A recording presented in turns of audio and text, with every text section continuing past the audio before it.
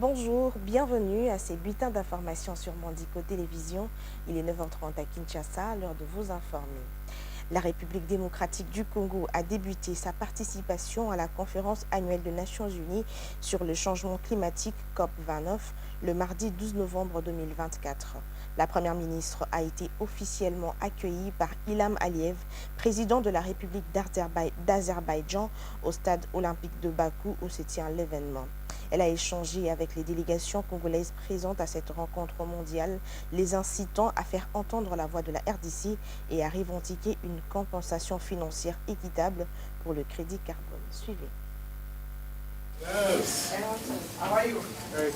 Au cours de cet événement mondial, la chef du gouvernement congolais a échangé mardi 12 novembre avec le ministre britannique en charge des affaires étrangères pour l'Afrique, David Lammy, et la secrétaire générale adjointe des Nations Unies, Noura Amladji. Elle a pris contact avec Denis Sassou Nguesso et Nana Addo Akufo, respectivement président du Congo-Brazzaville et du Ghana. Avec le ministre britannique des Affaires étrangères pour l'Afrique, David Lammy, les échanges entre les deux autorités ont porté sur le renforcement de la coopération et des relations bilatérales entre le gouvernement du Royaume-Uni et de la RDC, notamment la collaboration dans la lutte contre le changement climatique et pour la protection des forêts, la promotion de partenariats gagnant-gagnant en matière de commerce, ainsi que le voie des résolutions du conflit dans l'est de la RDC. L'échange s'est conclu sur des propositions concrètes pour engager un certain nombre d'activités concrètes, y compris l'appui à la RDC pour faire valoir son rôle de pays solution à la COP 30 de Belém au Brésil à la fin de l'année 2025. Dans la même veine, la première ministre a été reçue par la secrétaire générale adjointe des Nations Unies en charge du suivi de la mise en œuvre des engagements pris dans le cadre des négociations sur le climat. Les échanges entre les deux personnalités ont permis de faire le point sur les enjeux de négociation du Bakou COP29 et les points critiques qui intéressent la RDC dans son profil de pays solution. En substance, les discussions entre Judith Suminwa Tuluka et Noura Amladji ont permis de mobiliser le soutien de l'équipe climat des Nations Unies pour appuyer la RDC dans au moins 3 volets critiques pour lui permettre de se présenter en vrai champion à la COP de Belém dans le nord du Brésil. En substance, les discussions entre Judith Suminwa Tuluka et Noura Amladji ont permis de mobiliser le soutien de l'équipe climat des Nations Unies pour appuyer la RDC dans au moins 3 volets critiques pour lui permettre de se présenter en vrai champion de la COP de Belém dans le nord du Brésil. Tous ces instruments sont des conditions essentielles pour le positionnement stratégique du pays dans les négociations sur le climat. La chef du gouvernement, les deux parties ont prévu de développer une feuille de route qui devra servir d'agenda de travail de la fin de la présente COP. La chef du gouvernement congolais a pris contact avec le président du Congo-Brazzaville, Denis Sassou Nguesso, dans un contexte où la coopération bilatérale entre ces deux pays frères, séparés par le fleuve Congo, se porte bien. En outre, elle a pris contact avec le président du Ghana, pays dont la RDC envisage de liens diplomatiques encore plus forts. Notons que la COP29 se tient du 11 au 22 novembre à Bakou, en Azerbaïdjan. La première COP s'est déroulée en 1995 à Berlin, en Allemagne. L'année dernière, la COP28 s'est tenue à Dubaï, aux Émirats arabes unis. Unrealistic quotas or burdensome rules on farmers and companies. Dans les chapitres de la justice, initialement prévus pour ce mercredi 13 novembre, la clôture des états généraux de la justice en République démocratique du Congo a été reportée des 72 heures pour permettre aux participants de se consacrer aux ateliers de réflexion sur la proposition finale. Cette décision a été annoncée ce mardi par Constant Moutamba, ministre d'État en charge de la justice, après les derniers panels. Suivez.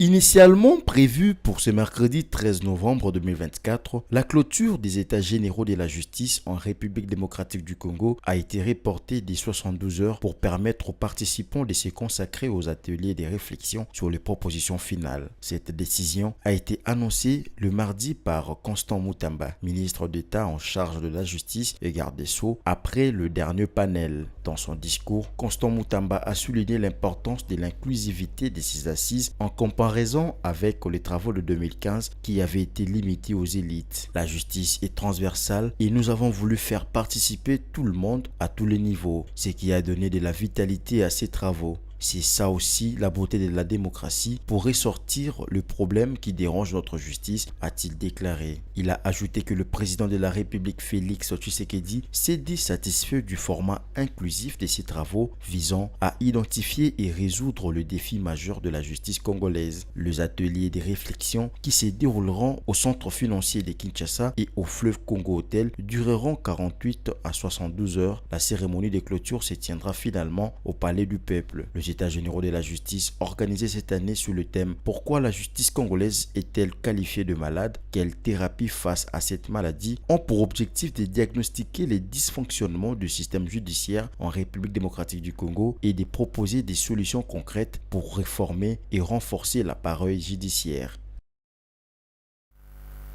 Sur le même volet, au 6e jour de travaux, les débats ont fait rage aux États généraux de la justice qui se tiennent au centre financier de Kinshasa, au nord de la capitale, où se déroulent les travaux. Les intervenants se sont succédés sur la tribune abordant les sujets suivants, l'agenda quotidien.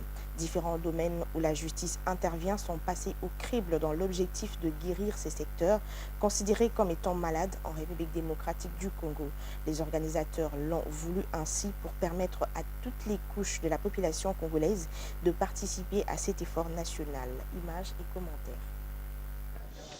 Du choc des idées jaillit la lumière. Les organisateurs des États généraux de la justice ont fait cet adage. À l'ouverture de ces assises, 3500 personnes étaient attendues pour étudier les voies et moyens pour guérir la justice congolaise de sa maladie. La justice étant un domaine transversal, plusieurs interventions se succèdent à la tribune. Le politique, les acteurs de la société civile, le magistrat, les religieux et autres se relayent chacun suivant son thème. Un sujet important soulevé ce mardi a porté sur le pouvoir de la Cour constitutionnelle. L'ancien juge de la Cour constitutionnelle, le professeur Banya Koulouapé, a questionné la portée des arrêts rendus par cette juridiction, notamment sa capacité à annuler les décisions des autres tribunaux, notamment le Conseil d'État.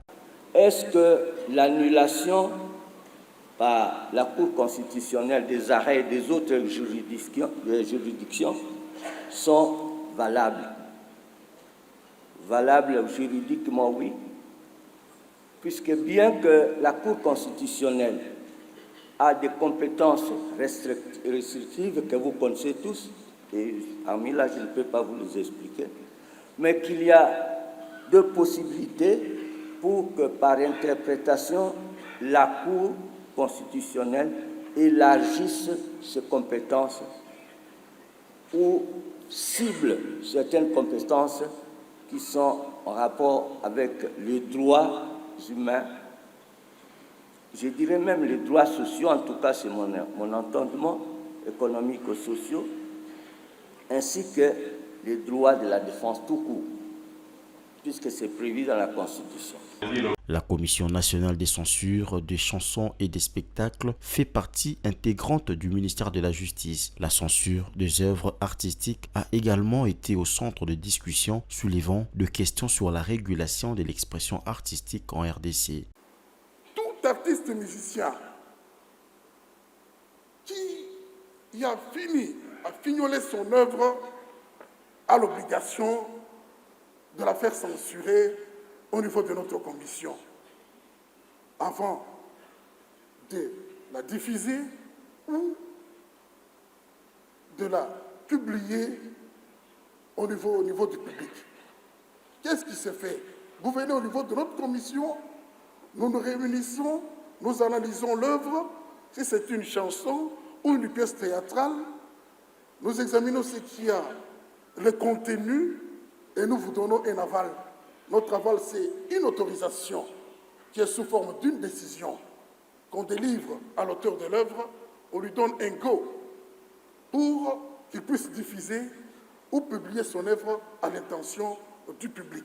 Le ministre de la Justice a conclu la journée en mettant en avant l'importance d'un dialogue inclusif tout en valorisant la diversité des opinions exprimées. Pour lui, la richesse de ces états généraux réside dans la confrontation des idées. Nous avons opté pour la méthode participative. C'est une méthode, comme tant d'autres. Et c'est ce qui a donné de la vitalité au débat. Et c'est cela la démocratie.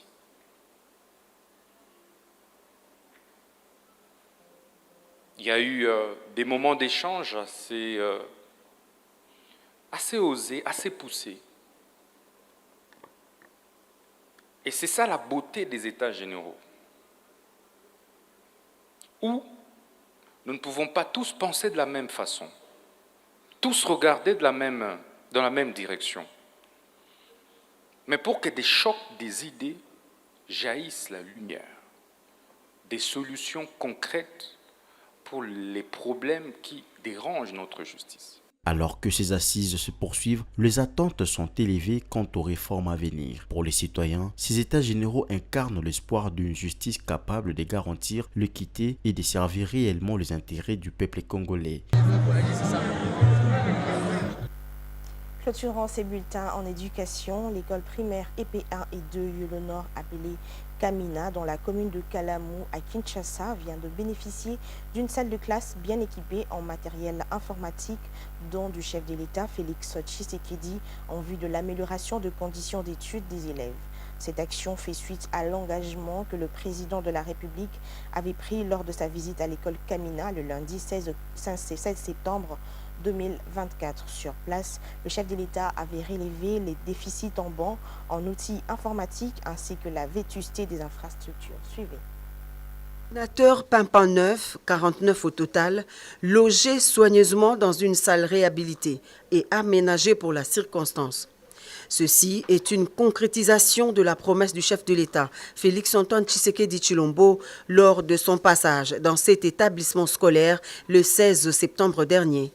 Les responsables de l'école primaire 1 et 2 Yolo Nord apprécient ce geste du président de la République, vu ici comme un élan de modernisation visant à réduire la fracture numérique dans les établissements scolaires publics.